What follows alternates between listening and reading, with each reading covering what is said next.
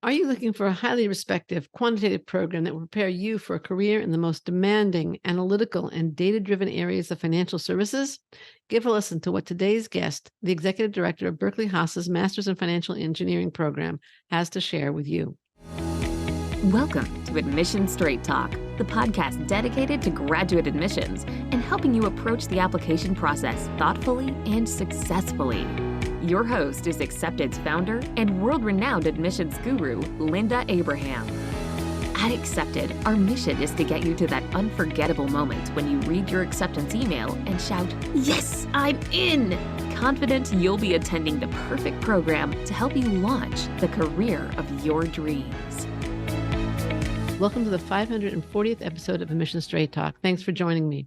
Before we dive into today's interview, I want to mention a resource at Accepted that can help you prepare your statement of purpose to a Master's in Financial Engineering program, as well as to other graduate programs. Download 5 Fatal Flaws to Avoid in your grad school statement of purpose to learn how to avoid the 5 most common mistakes we see in grad school statements of purpose, as well as tips on how to write a statement of purpose that makes your story memorable and highlights your qualifications for your target graduate program. Download this valuable free resource at accept.com/540download. Our guest today is Jacob Gallice, Executive Director at UC Berkeley's Haas School of Business's Master's of Financial Engineering. Jacob earned his bachelor's at Binghamton University and his MBA at NYU Stern. He has worked for Goldman Sachs and Heidrick & Struggles in the financial services world.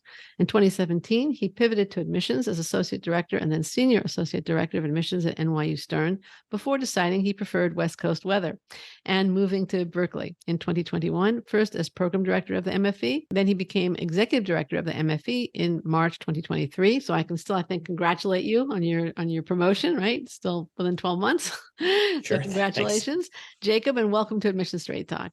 Happy to be here. Wonderful. Glad to speak with you today. Now let's start with a really basic question. What is a Master's in Financial Engineering program at Berkeley Haas, and what does it prepare one to do? Excellent question. Financial engineering degree is a specialized master's degree here that prepares one to enter the field of quantitative finance, and more largely can prepare someone to enter the fields of financial technology, namely in roles such as data science, machine learning. But largely speaking, what we're talking about here, right, are individuals who are interested in the intersection of technology and finance, right, and working within the ecosystem of what we kind of call the niche field of quant finance. Now, can you provide an overview of both the full-time and the part-time options at the MFE program, and roughly how many students participate in each of the programs? I can indeed. So we enroll about 80 students in our flagship full-time program. We're one of the only programs out there in the market that is a 1-year or 12-month program. So the program is intensive, it's immersive, but it prepares students very well to enter and break into this field. And so that is the 1-year program, right? We can certainly get into that a little bit more in due course. I contrast that with the part-time program, which gives students the flexibility to do their studies over a 2 to 3 year period. And it's a much more small, specialized cohort. Typically, you're looking at, roughly 7 to 10 students in that cohort. And it's really designed for working professionals who are simply looking to augment their education, their studies, and apply that real world knowledge directly on the job. And so we started that program a few years ago to sort of allow those students who otherwise did not feel it was necessary to leave their job, but still wanted to tap into the great education here at Berkeley Haas. So do they basically have to be in the Bay Area for the part-time program? Actually, they do not. No, we do allow students in that option to take their courses remotely if they so choose. Okay. Is there an in-person component to the part-time program? And do both the online and offline students ever meet? So the part-time is sort of what we kind of call a flexible first model. So students sort of have the option to do things in person. Of course, they can come in person, they can be online, they can take components of it. So it's sort of a choose your own adventure, if you will, on that side of things. And then, of course, a lot of the information sessions, a lot of the lecture series, many things, have sort of continued to shift towards a digital first, world as we sort of figure our way out in this post-COVID era, as you were. So, a lot of our full-time students are also participating in things virtually. And for that reason, the full-time and the part-time students do interact whether it's in person, whether it's through their projects, whether it's in classrooms. There's a variety of different ways for them to interact. Wonderful. Okay, great. Thank you. Now, I interviewed your predecessor in 2018. At the time, she indicated that the MFE was going to focus more on data science. It was kind of going in that direction. Today, data science is much more prominent on the MFE website than it was 5 years ago. What's the difference between a master's in business analytics or data science and the master's in financial engineering? Great questions. So business analytics is typically not even nearly as technical as a degree as, let's say, a financial engineering or a data science degree, right? So a business analytics degree would be the closer cousin of an MBA, let's say, right? But gives students the opportunity to sort of maybe understand large data sets, obviously, have an understanding of how to, work in those worlds, but they will not necessarily require the same sort of technical rigor that a financial engineering or a data science degree would. Now, data science, right, of course, is a large component of the financial engineering industry and ecosystem. And having an understanding of data science and how to utilize big data sets, right, is increasingly important for an aspiring quant finance professional, which is why we have continued to make that a part of our curriculum. And of course, recently we've hired a fantastic new professor, a gentleman by the name of Professor Ali Kaubad, who has taken over our deep learning courses, our data science courses here. And so that's been a great addition. And then finally, a data science program would be sort of more industry agnostic, right? And so someone who's pursuing that type of a degree might be interested in utilizing data science for healthcare or energy or another industry, right? And so, they might not necessarily have aspirations to work in finance per se. So this is still very finance oriented, obviously the financial Correct. engineering. Got it. And what distinguishes Haas's MFE from other MFEs or more commonly an MS in finance? Yeah, absolutely. So I'll answer the first part of the question first, right? And I already alluded to one thing earlier, which is one of the only programs out there on the market, which is to say we're a 12-month program as opposed to the traditional 18-month. Now, of course, that has huge implications with respect to a student's return on investment, right? Less time out of the workforce, quicker time to get back into the workforce, right? Lower opportunity cost. Lower opportunity cost, right? And so it's all about that ROI. What we also do here is we're one of the only programs that's at a business school. Of course, that means that you have the opportunity to network with MBA students. You have the opportunity to tap into a business school's resources as opposed to being, let's say, hidden within a math department or an engineering department. And so, you have that amazing, sort of networking opportunity to be amongst the business school. And then I'll mention also location, right? And so right now there is such innovation going on within this industry, right? If you look at what's happening with respect to new advances in the fields of artificial intelligence, all of that happening right here in Silicon Valley, right here in the San Francisco Bay Area. And so the proximity to learn from people and to tap into all of that great innovation right here at your fingertips. Now, your second question was, how does it compare to a finance program? Right. And that comes back to sort of what we were discussing earlier about business analytics, which is an MS in finance is a very different degree. It is not necessarily going to need the statistics, the mathematics, or the computer science skills that a financial engineering degree would, right? Someone who's going into MS in finance degree might be going into more of a traditional investment banking role, i.e., mergers and acquisitions, capital markets, corporate finance, wealth management, right? Exactly. And so that will not prepare one for the rigorous field of quantitative finance. Okay. Excellent answer. Thank you so much. And it kind of leads, I think, to more the admissions part of the podcast. Okay. What kind of academic background are you looking for in applicants to the MFE, either the part-time or the full-time programs? I assume it's going to be quantitative, but I'll let you answer the question. It certainly will be quant, right? We can't say that enough. I would say that you're looking at some core themes: math and stats, right? Rigorous math and stats training. Economics and finance, right? What do you know about financial markets and economics? Computer science, namely computer languages such as Python, C++. I would say, these are the technical areas. Any coursework in machine learning is going to be helpful. What we typically look for, though, is those applicants who can combine that technical aptitude with strong strategic thinking and great intuition. right? How do you actually apply those things to a business setting, right? And it's those applicants that we want to see apply to our program, right? Those applicants that we see could be really difference makers within their organizations after they do this degree. So is there a leadership component also to the degree, or not? Not really. We have Or added some strategic thinking or something like that? Yeah, no, it's a great question. So, this comes back to maybe the business school comment, right? Which is you have an opportunity to participate in a variety of different workshops. We have also developed new workshops here in the areas, namely of negotiation, communication skills, and public speaking, right? And so that is where we have tried to sort of supplement some of the great technical skills that our students have. Right. My husband is a retired actuary, and he got to a fairly high level in his field. And his biggest complaint, or the thing that he felt was most missing, and again, it's a very technical field, was the ability to see the big picture. It is a very common theme. Yes, absolutely. Those who tend to be very technical, right, sometimes have a struggles to get out of the weeds, right? Right. What kind of experience do you like to see in your students? And by, I'm talking about work experience now specifically. Are Yeah, you looking for early career applicants, mid-career applicants, older applicants, especially in the part-time program?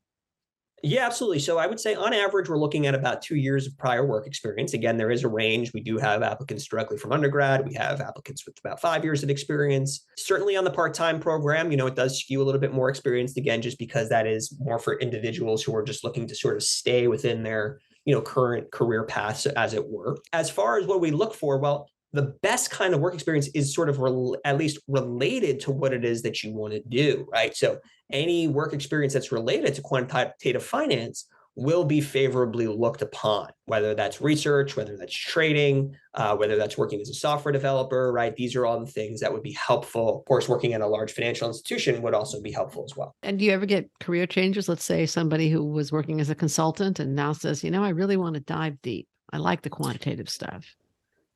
Certainly, we have seen. I would say that they have to, be extremely committed, right? Given sort of the niche nature of this field, and given sort of how technical you need to be. But supposing someone was working as a consultant, as as a data scientist, right? Then certainly, that could be, sort of a step in the direction here to make that kind of a change. Not a natural segue. And can you describe the application process for the MFE? Yeah, absolutely. Very straightforward. We are going to be taking a look at a variety of different, criteria. So we take a look at your standardized test scores.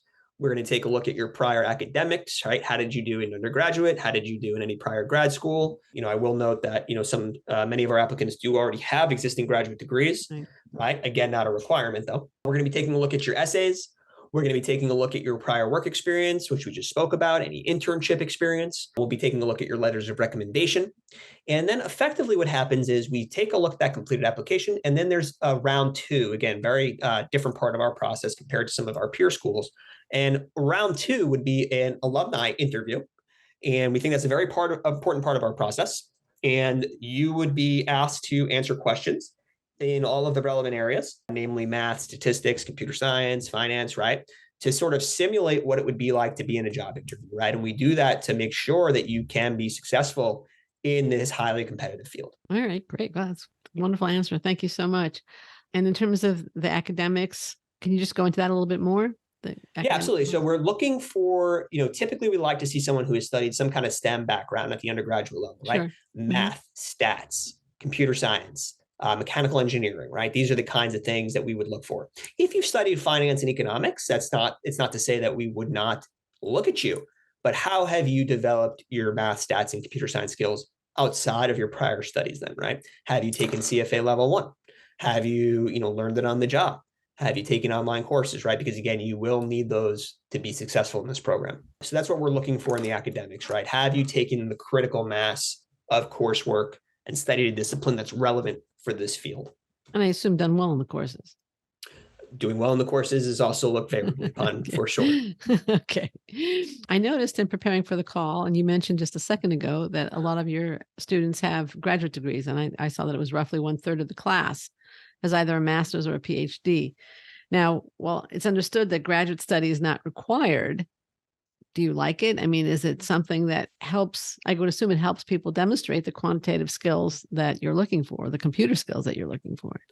We certainly do like it, right? I mean, I think we do think that it's looked favorably upon, right? Because again, it Mhm. shows that you have continued to, demonstrate academic proficiency or gone deeper in a certain area, right? So if you already have a graduate degree in statistics, right? Certainly that will serve you well for a program like this, right? So again, not yes, not a requirement, but certainly something that, our admissions committee does take a look at.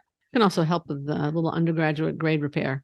I assume. I'm going to guess that sometimes plays a role. Are you planning to change the essay questions, or have you changed essay questions this year?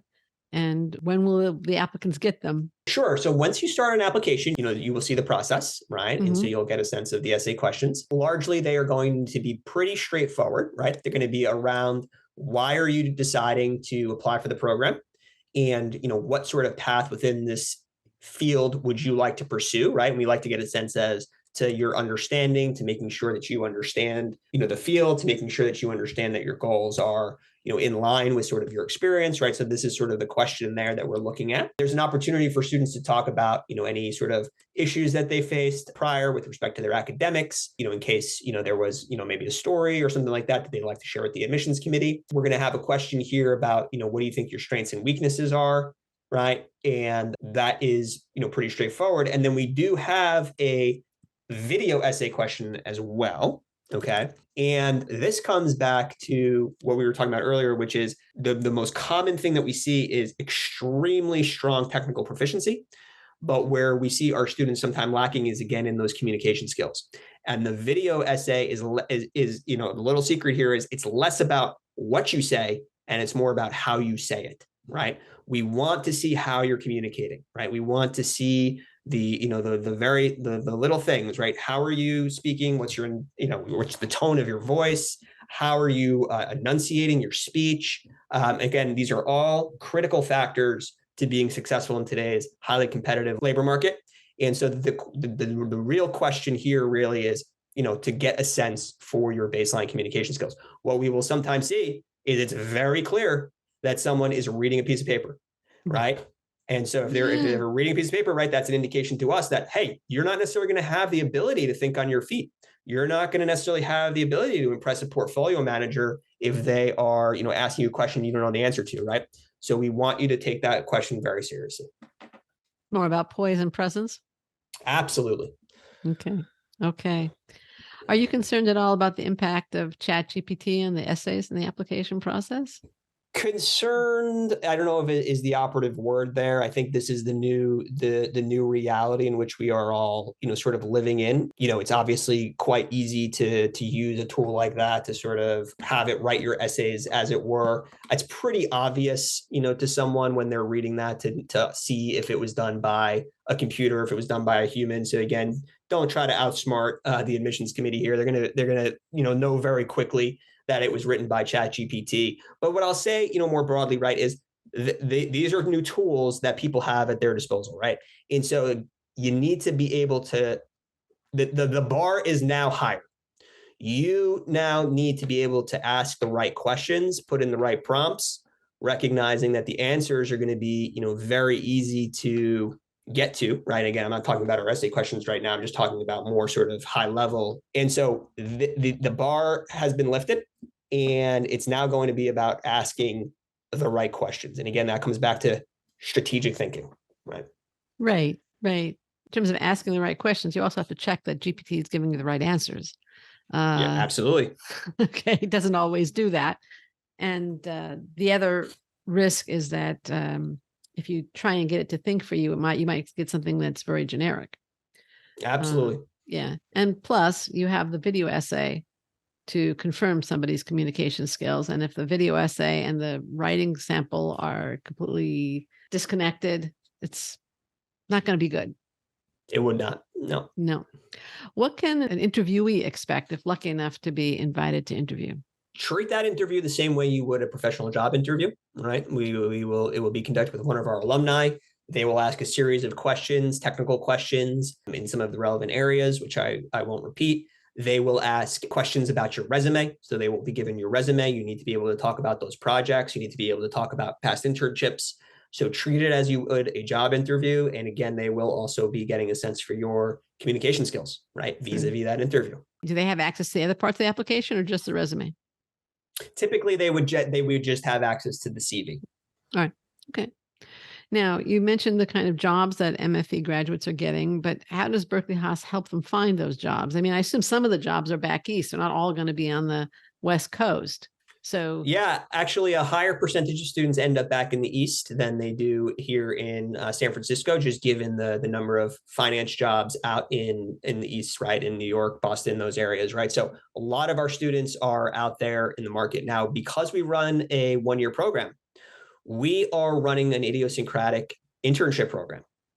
What does that mean? That means we don't plug into the sort of traditional summer internship. That means the program office here, myself and my staff, are sourcing bespoke opportunities for our students. That means they are not competing on the open market for a lot of those internships. It's a huge differentiator, huge benefit to those students who sort of like that model, right? Where rather than applying to, let's say, JP Morgan's summer internship, where you'll be competing against every other student out there, right? Thousands and thousands of applicants.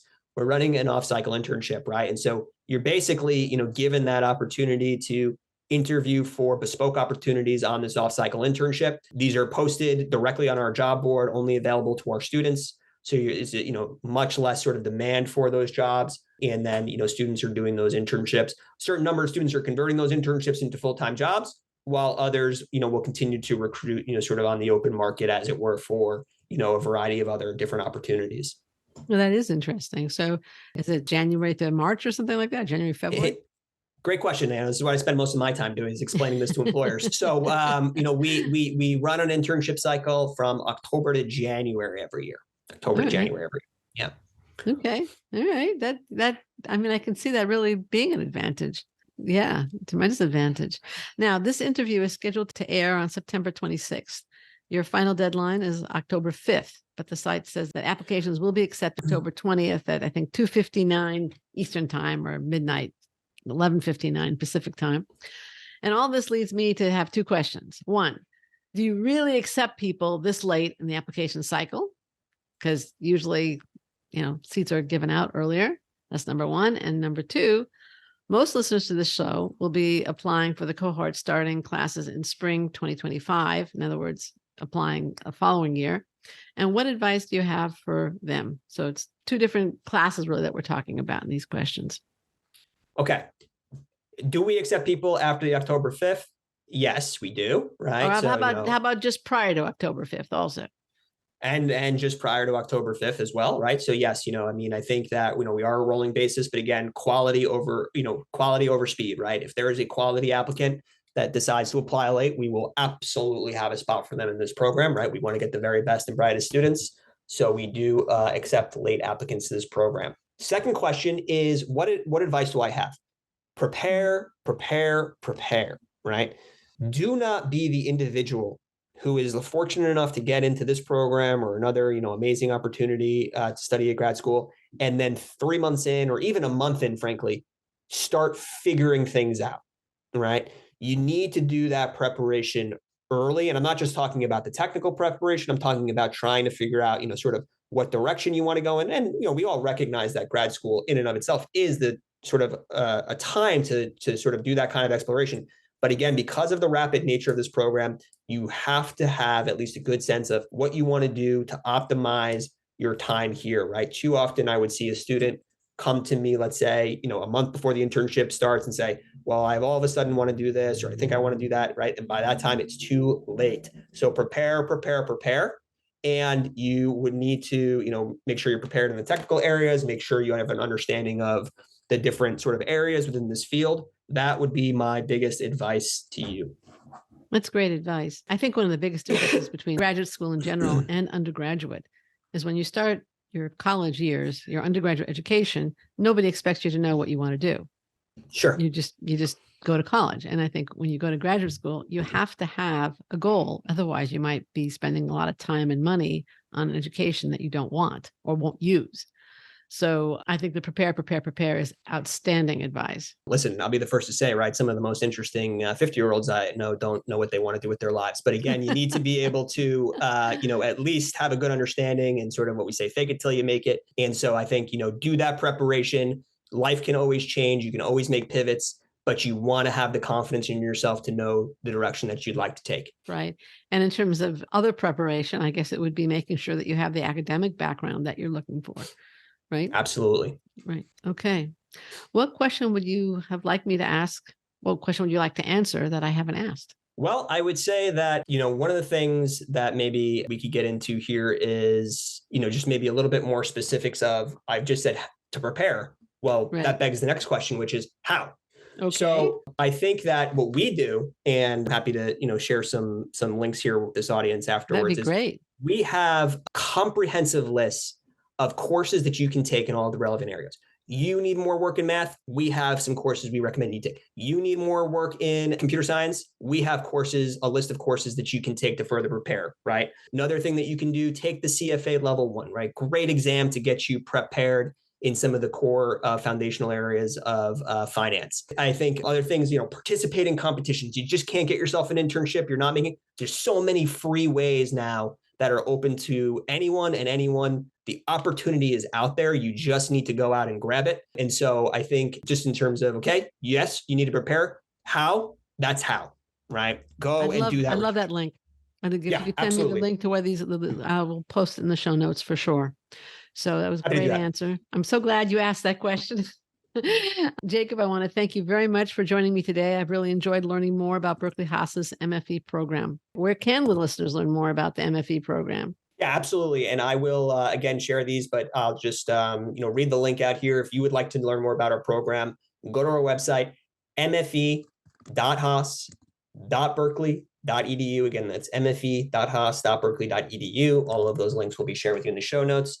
Our website is a wealth of knowledge. I have yet to see a question that cannot be answered on our website. So please go ahead and take a look at that website. We've got student testimonials, alumni testimonials, our student blog, employment reports, including a full list of employers that have hired our students for both internships and full-time jobs. So just a great resource there for people who are interested in this program. I agree. It is a great resource. So thank you again, Jacob. And listener, you'll find links in the show notes at accepted.com/540 to Berkeley Haas's MFE programs. And we'll also list to the courses that Jacob is recommending, as well as to other resources. Finally, I want to encourage you, listener, to download 5 Fatal Flaws to Avoid in your grad school statement of purpose. You can find it at accepted.com/540 download, or by going to the show notes at accepted.com/540. and clicking on the link. You will also find there the other resources I just mentioned. Listener, thank you too for tuning in to this, our 540th episode. If you found this show helpful, subscribe on iTunes, Stitcher, Google Podcasts, Apple Podcasts, or whatever podcatcher you prefer. You can find subscribe links at, you guessed it, accept.com/540. This is Admission Straight Talk, produced by Accepted, and I am your host, Linda Abraham. I'll talk to you again next week.